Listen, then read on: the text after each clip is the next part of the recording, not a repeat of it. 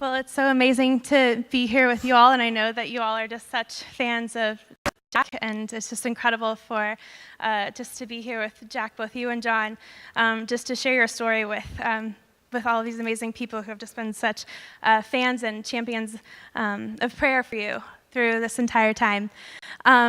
So I'd love to just be able to dive into all of these wonderful people know you from the Supreme Court landmark case that defined so many things for religious freedom. But let's just jump back into why even Masterpiece Cake Shop exists in the first place, and just tell us about how you started there.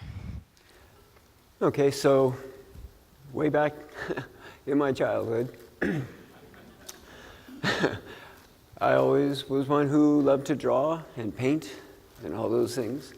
And when I got into high school, anytime that there would be an elective class and you got to choose what classes you got to take, it would always be in the art room. Drawing 1, drawing 2, painting, whatever. I just really loved it. But then I graduated and I needed a job. And a man that lived across the street from me owned a bakery, and it was a large wholesale bakery. And he was gracious enough to hire me. And after I got acclimated to actually working for a living and, work 2 hours, take a break, 2 more hours, clock out for lunch, all that stuff, found that I really enjoyed baking. In fact, I really liked baking a lot, and decided someday I'd open my own bakery. And then a couple years down the road, he bought out another bakery, and they brought in cake decorating, which I had never seen before. And I thought, this is really cool. This is what I'm going to do. I'm going to open up my own bakery someday where I can make cakes and do the baking, use my art, use the baking that I love. And right away, I even knew the name of the bakery. It was going to be Masterpiece Cake Shop. Because Masterpiece says cake, or Masterpiece says arts, and Cake Shop says cake. So you're not going in just to get a loaf of bread. So I wanted to combine the two loves and see if I could make a living at it. You became a cake designer and artist. Yep. But about 6 years ago, you got a particular request for a particular cake that, in essence, changed your life and brought you here. So tell us about that. So yeah, in July of 2012, 6 years ago, I had 2 gentlemen come into my bakery, and they wanted me to create a cake for a same-sex wedding. They sat down at our wedding desk, and one of them said, "We're here to look at wedding cakes," and the other one said, "It's for our wedding." And so I knew that this was not a cake that I could create, because I believe that marriage is between a man and a woman.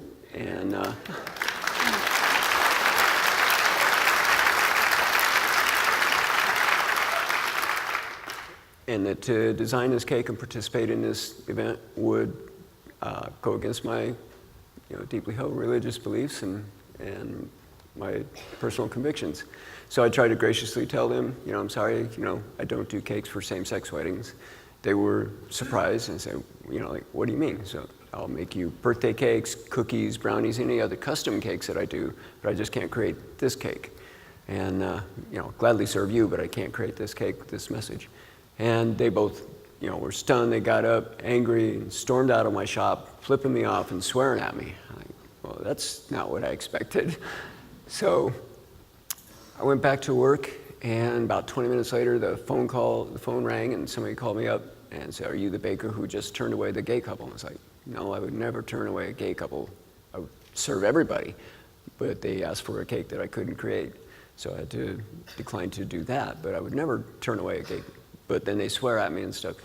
So, for the next hour that we were open that afternoon, I got numerous phone calls like that. And this is just really bizarre. I'd never expected that from just declining to create a cake for this event. Which it really highlights an important legal principle in your situation, that there's a difference between a disagreement with a message and discrimination against a whole class of people. Right? Jack serves all people are welcome in his store, but each can't convey all messages. And that's really true of all creatives, right? People enter the creative industry, there's a whole variety of messages they can't create. But unfortunately, I think in our country, we're too quick to label people names just because someone disagrees with what you believe in. So in our pluralistic society, we've got to learn to live together and learn to disagree with each other on fundamental issues, yet show respect toward other people. And it really kind of exemplified. Jack, I know you get a bunch of requests for so many different things. Yeah. that you just can't do? What are some of those? Yeah, well, a lot of people think that this is the only cake that I turn away, and I turn away the two gentlemen, but it's not the only cake. We decided, my wife and I, when we opened up the bakery 25 years ago now, that there were cakes that we wouldn't create, products that we wouldn't make. Cakes including pornographic cakes or adult-themed cakes, bachelorette party, those kind of things. Cakes that would be anti-American, or cakes that would disparage or denigrate other people, including people who identify as LGBT. We just won't go there. But we also don't create cakes for Halloween, which we decided at the beginning, knowing that that would be a huge financial decision, because Halloween, you may not realize it, is a huge part of the baking industry. You can go to your grocery store now and find Halloween cookies and cakes, and they've got all that stuff. So we knew that we wouldn't be able to create those because I didn't feel that we could honor Christ in our business and promote those issues. So there are many cakes that we don't create, but it's because of the message. But we always serve everybody who comes in the shop. It's never a matter of who the person is that's ordering the cake. It's always about the cake and the message that it promotes. And because of this one particular cake that you couldn't create because of your deeply held religious beliefs, it's been a long road for you. And it's not been easy on multiple levels, on both your business and your family. So tell us about that. So we went to this couple lodged a complaint with the Colorado Civil Rights Commission. They pursued the complaint and found me guilty of violating a Colorado statute, declaring that I discriminated against them. They would try to make it clear that I would serve them in any way.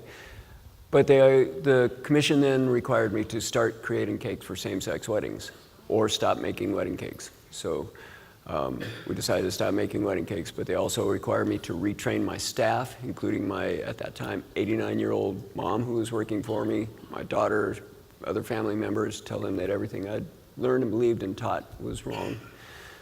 We got, besides just the hateful emails and stuff, death threats, including one that was legitimate enough in my mind, where my daughter was working for me and she had her 4-year-old daughter in the shop. I told them that they needed to go hide in the back until the police came and sorted everything out.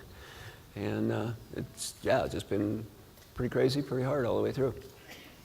And the hostility isn't just coming from those horrific death threats that you mentioned that your family is present for and you're trying to protect them, but also from the commission and the state as well. Is that right? Yeah, Jack, why don't you tell us your experience in the actual commission process? Yeah, the chairman of the Civil Rights Commission showed no respect to us and our faith and our beliefs in the workplace. She called religious freedom a despicable piece of rhetoric that was on a par with the Holocaust and slave owners. So she compared my decision to serve these two men but not create this cake to the Holocaust, which I found particularly insulting because my dad was a World War II vet. He landed on Normandy Beach. He fought across France. He fought across Germany. He was wounded in a mortar attack, sent back to England where they patched him up and then sent him back into combat again. And he finished his tour in Germany as part of a crew that helped liberate one of the first prison concentration camps in Germany, Buchenwald. So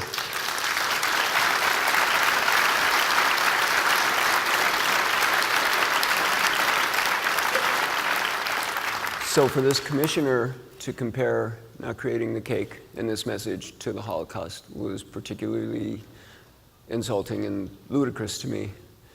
And that's the court that we were in, though.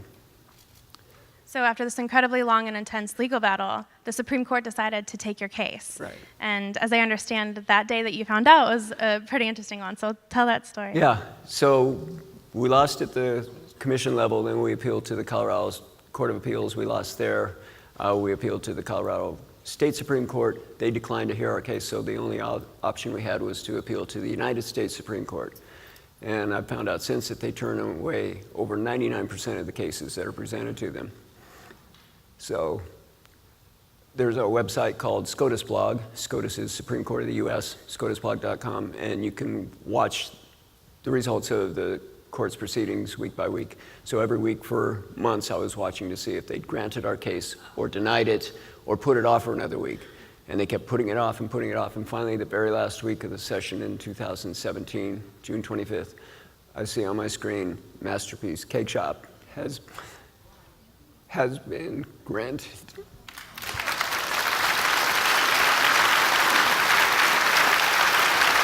So,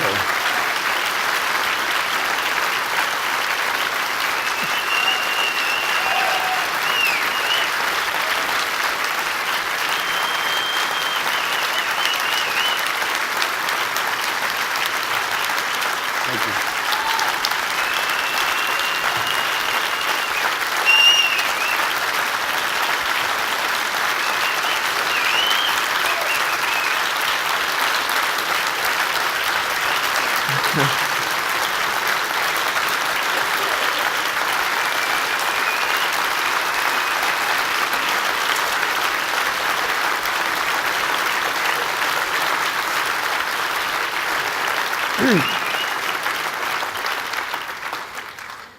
Thank you. So, the court granted our case, and then in December of 2017, we got to go to Washington, D.C., to the court and hear the arguments. And then in June of 2018, this year, June 4th, we got the results, and our case, we won our case 7-2.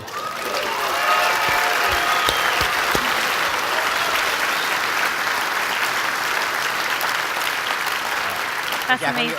When you were there that day, when you heard that your case got granted, I think there was someone else there, right? Or Yeah. What happened? So it was Monday morning, the day that I heard that the court granted our case. And so, I texted my wife and I texted my daughter. I had nobody to share it with, really. Nobody was in the shop except for a homeless friend of mine who comes in all the time. So, hey, I get to go to the United States Supreme Court. He said, yeah, I got to go to court on Wednesday.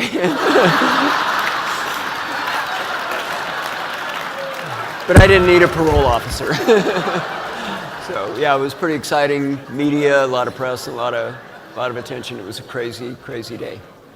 I love hearing you tell that story and your perspective, even on the Yeah. day of oral arguments, and how you knew what that meant for freedom. But John, break down for us what the court decided in June. Sure. Well, as Jack said, we went to the Supreme Court and won a 7-2 victory, which is a significant victory.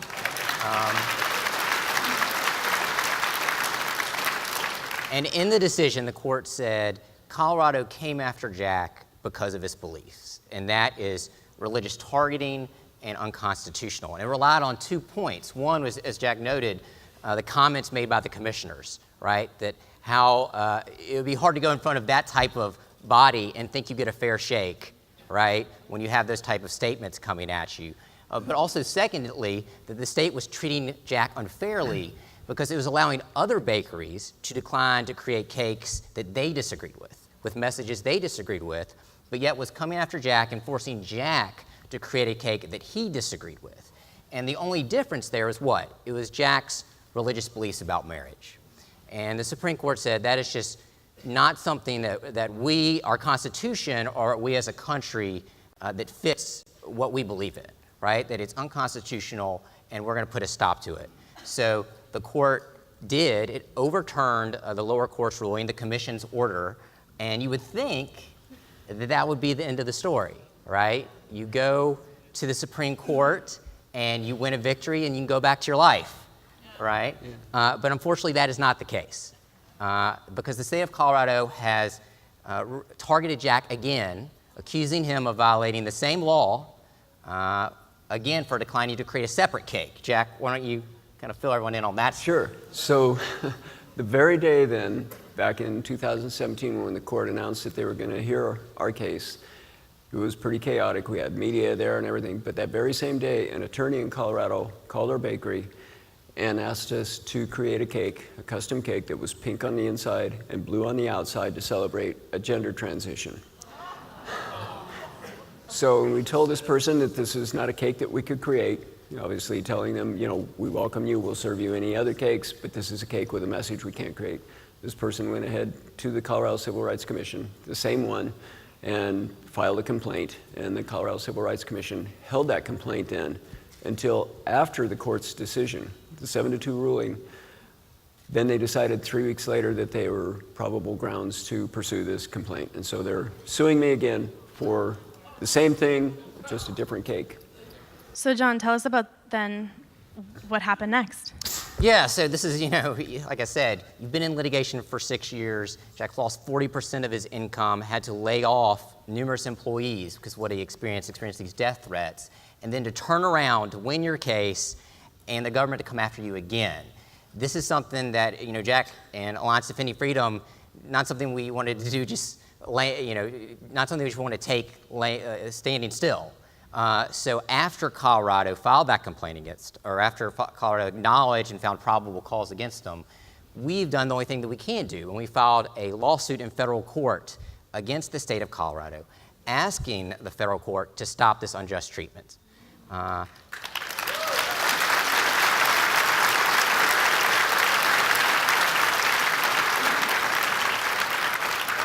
So we feel like we've got some good arguments to make since we just won this at the Supreme Court, and we're hopeful the federal court will put a stop to this, to stop this religious targeting, not just once, but a second time. Yeah. Well, Jack, it's been an incredible time for you. You've had certainly a victory lap, and then to be faced with this second mountain. I would imagine that there's a lot of people in this room who have had to make tough decisions because of their faith and be in a crossroads, whether it be in their professional life or what have you. I imagine that that there's a lot of people who would love to know what you would have to say to them after all of this. Yeah. Like I said at the beginning, my wife and I had decided which cakes we would create, which cakes we wouldn't. And when I mentioned Halloween cakes, that gives us the opportunity every year in October to, when people come and say, I need a cake to celebrate my Halloween or whatever, to, as graciously as possible, tell them that we're not able to do that. And if they ask why, we're able to share our faith and my reasons why I can't do that. Which, in God's grace, He's given us that kind of practice to be able to say, this is the line, I can't cross this. And we all need to know where those lines and where those boundaries are. And we've had so many opportunities to practice that, not with just Halloween, but so many other cakes that people will ask us for. So that when this one came up, it wasn't like, oh no, what am I gonna do? I already know what I'm gonna do or not do. Now all I have to do is try and be gracious in explaining that, and whatever happens, happens. But I trust in a sovereign God who is in control of everything. And He knows, if I lose my business because I make this decision, that what He's going to do with us. So we're ready to stand firm and follow this next case as far as it's willing to go too. And we all need to be able to do that.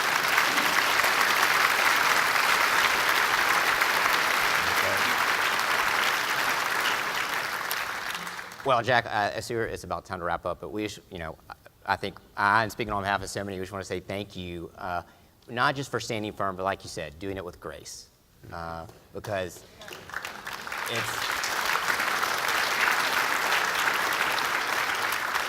it's an honor to see you interact with people who disagree with you and treating them graciously and with respect. And I think it really sets a standard for us all to live out our faith much the way that you do yours. So thank you. Oh, thank you. I appreciate it. Thank you for having us. Thank you all.